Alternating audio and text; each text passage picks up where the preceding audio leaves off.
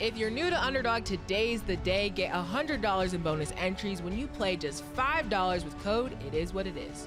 So we've been partnering with Underdog for a while, and trust me, this is the best offer they've ever dropped, and y'all don't want to miss it. Underdog is available in most states, including Florida, California, and Texas, just to name a few. So make sure y'all support the show, hit that subscribe button, lock in your bonus, and start playing today with code It Is What It Is. I'm Treasure Wilson, aka Stat Baby, along with your host Cam. Mase will be back, and today we got our analysts live in studio. We got Michael Irvin in the building. What's happening, baby? Looking good, man. I appreciate that, man. I like when you in studio, man. I see everybody in this every day. They just smiling when you're around, man. You bring some good energy, man. I appreciate that. The camp, you got a great camp, man. Oh, thank you, man. It's all cool coming here, too. Thank you, man. And it is a Cowboy takeover here in Vegas anyway. Y'all, I know you're going to get to it, Stat, but ain't no use to us parlaying this thing, slowing it down. Did y'all see that stadium? Was that not like all Cowboy fans? I made it a home game. I mean, yeah, it was a home game. I mean, I just want y'all to understand that y'all knew that's the kind of power we bring. That's the kind of power that just sat down in your seat. Okay. All right, let's do this show now. Yo, y'all wanted crazy, y'all thought y'all would get me out here after a Cowboy loss or something like that. Y'all had your knives, your blades. They were ready to cut old brother up. You were gonna cut him up over here today. That's crazy, man. Yeah. Timing is crazy. Yeah. Timing is crazy. You couldn't have written the script any better, honestly. No. Listen, go ahead. Let's start. Let's start it up. So we're gonna start with this game. Cowboys defeated the Raiders 33-16. Mike, how did you feel about the performance from the Cowboys side? Now there's so much in what I saw, you know, and I've done it all the time. I say it all the time. And Cam, everybody gets on me. I say this team has the talent. They just don't have the collective will. Play together, hard, tough together, be together all the time. Now, this was a tragic situation. Marshawn Need, their teammate, their great friend. But Marshawn Need brings them together, and they bring this game and bring this kind of game out of them. Now, I watched the post game. And I saw Dak talk afterwards, and he was talking, and Scott asked him a question. He said, like, do you think you guys can carry this the whole season? You know, can you honor your brother for not just this one game, but can you carry this the whole season? And that's the real question right there. That's the whole question broken down. That's why y'all got me up here, because I'm the best at it, and I just gave y'all the nitty to the gritty. Can they do this next week in Philly? I'm not jumping back on that bungee, on that horsey. Like, let's go, we out. I'm not just yet. But I got the horse in my hand and 1 foot on. And if they could do this next week in Philly, I'm back in the saddle again. You see what I'm saying? That's the way I see it. I don't know how y'all see that thing, because that was a thorough whooping, a good whooping. That was one of them BTAs. Everybody gonna tell us about, well, the Raiders, they weren't doing this and they weren't doing that. There were additives to the Cowboys like Quentin Williams and Overshown and all of those guys that made a huge difference. Now it's just, can they stay together, play together, work together, and give them a backhand shot at the playoffs? That's all, and I think it's possible. Now, next week they win, I'll tell you it's probable. You know what I'm saying? But it's possible. So there's still hope. Yeah. Tell me y'all ain't see all of that. Y'all saw all of that, right? First of all, we definitely gonna give a rest in peace and prayers out to Marshawn and his family. Yeah, absolutely.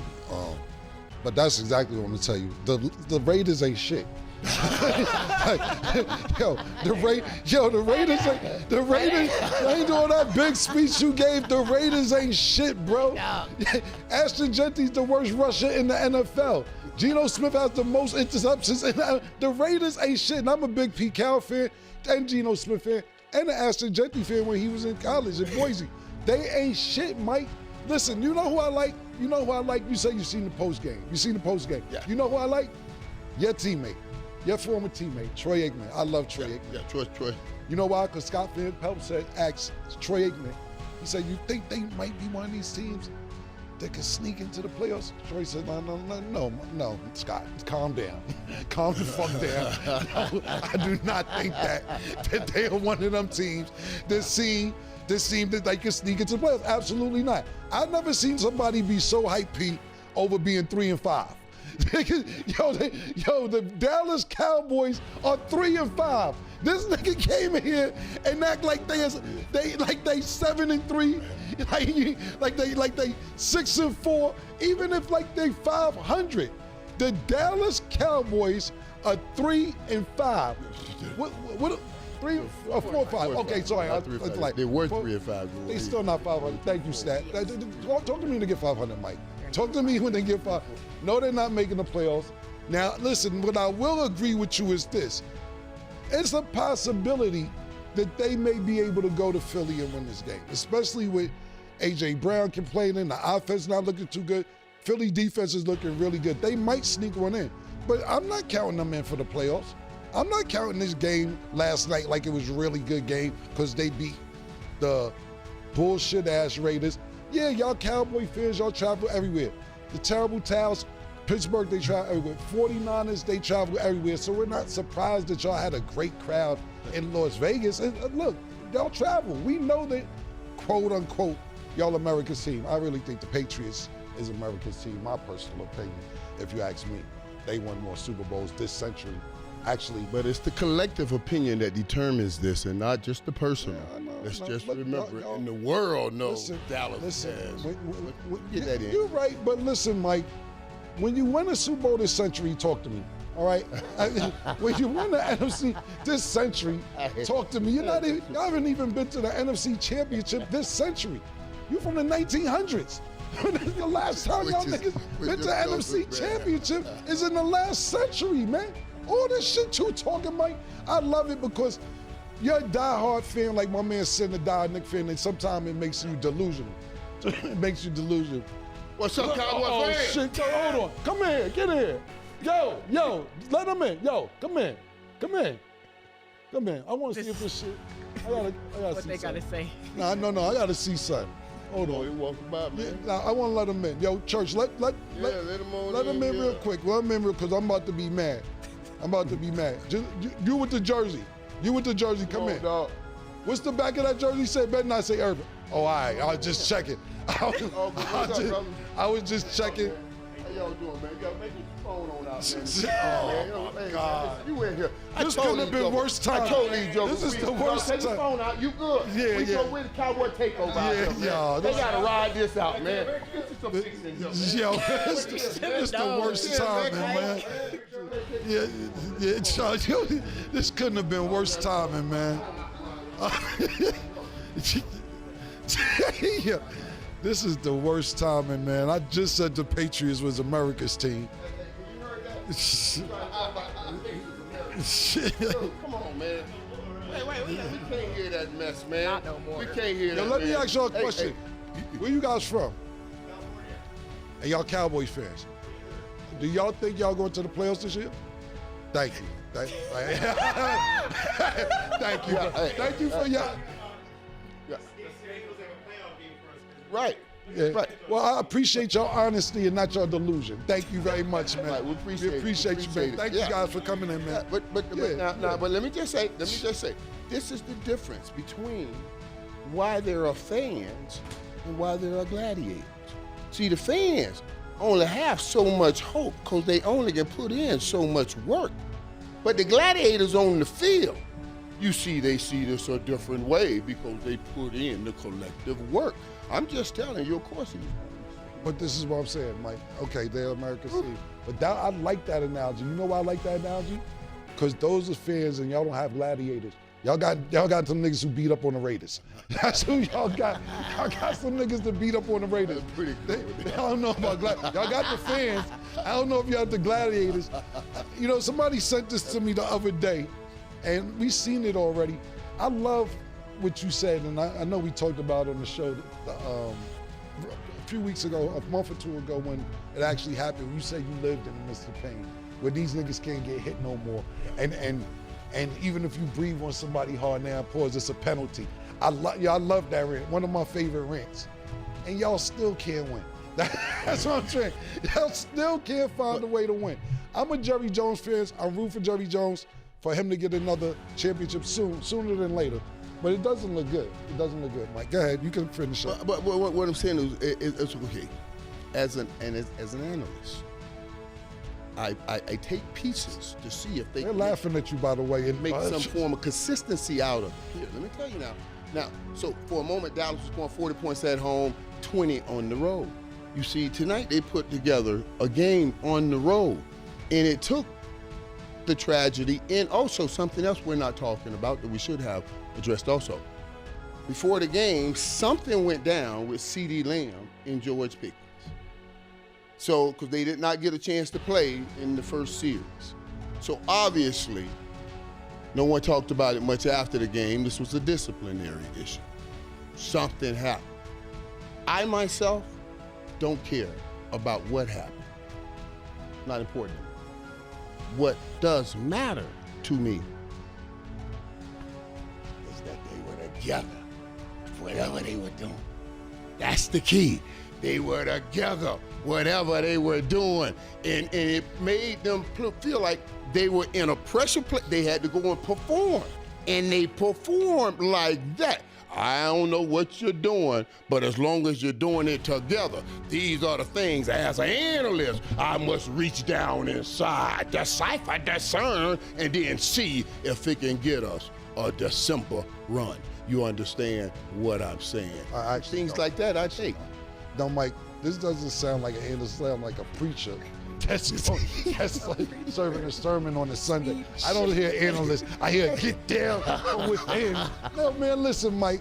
You told, and listen, you told me about that's why they won. I want y'all to pull this out though when they have to. You know, keep the clip, Nick. But what I'm saying is this: that is not why. You know why, Pete? That is because I haven't watched much of the Raiders this season, but watching them and hearing the analysis from Troy, outstanding analysis, analyst, by the way. Yeah, Troy, great. The Raiders' offensive line looked crazy today. And he said, this has been going on all season. Yeah. If this has been going on all season, then why do you think all this good deep down digging and all? Look, man, they was on Geno Smith ass all day. Then they got a fucking safety on Genty. Look, their offensive line is trash. Look, Mike, if this was the Philadelphia Eagles and this was next week and you came in with that, right. I would say maybe. No, I'm not giving you no cool points or nothing because y'all beat the Raiders. Congratulations. Whoop-de-doo. Well, a win is a win. A win is a win. Win is a win. I mean, we both dealing with some receiver issues. I mean, he is too over there in Cincy. Dealing with some receiver issues with Jamar Chase and all of that. But you know what I mean. But we got to win in dealing with issues. I mean, y'all got a loss in the issue. Yeah. I hate you, bro.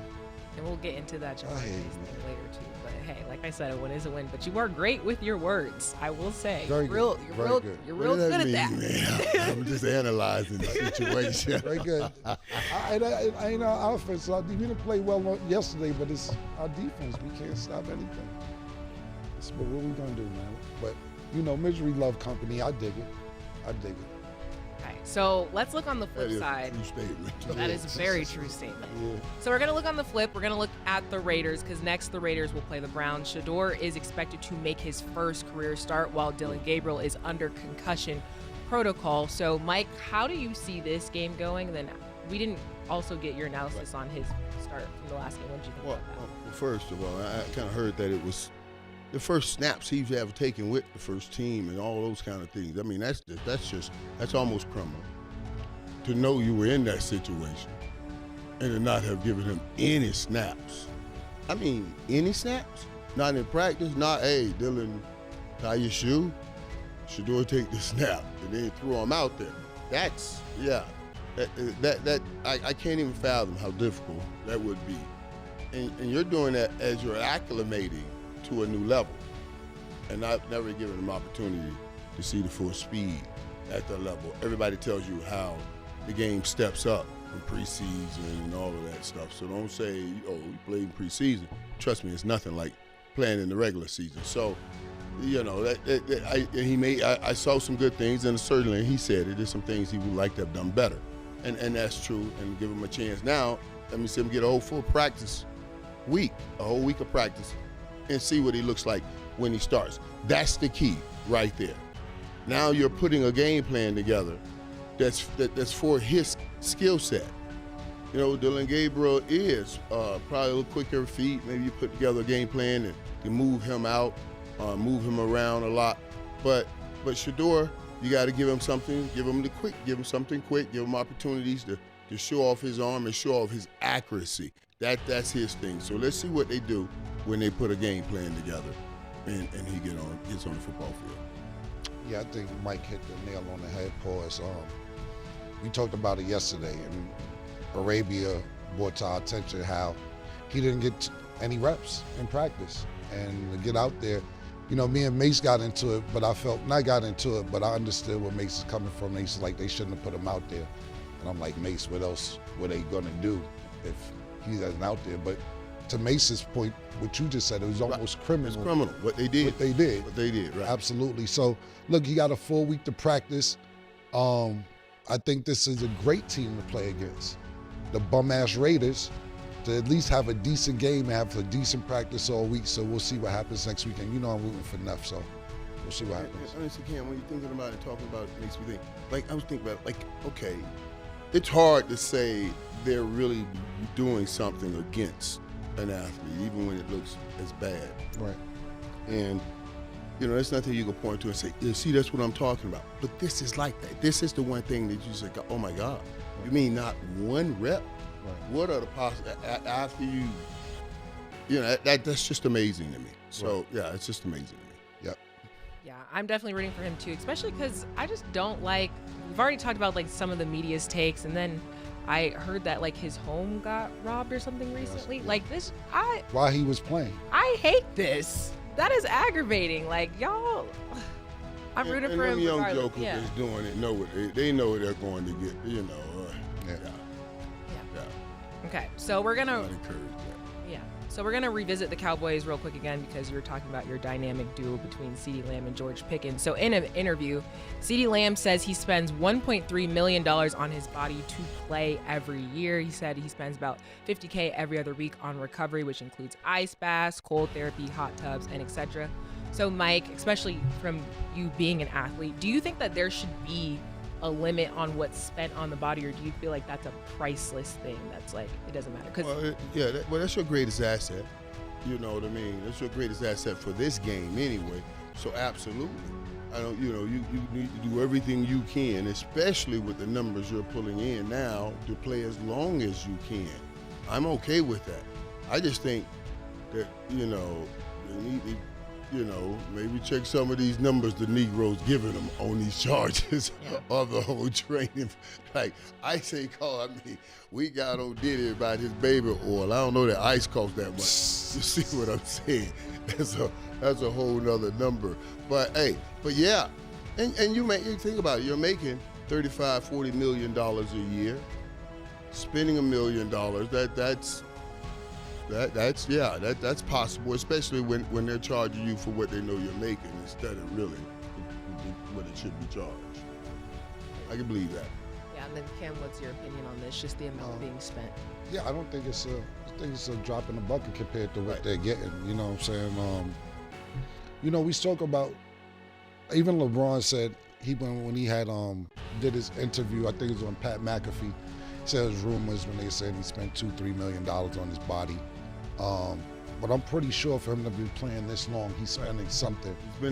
On his body. I would say the only tragedy in CeeDee Lamb's case is that he's not a top 5 receiver and he's doing all this.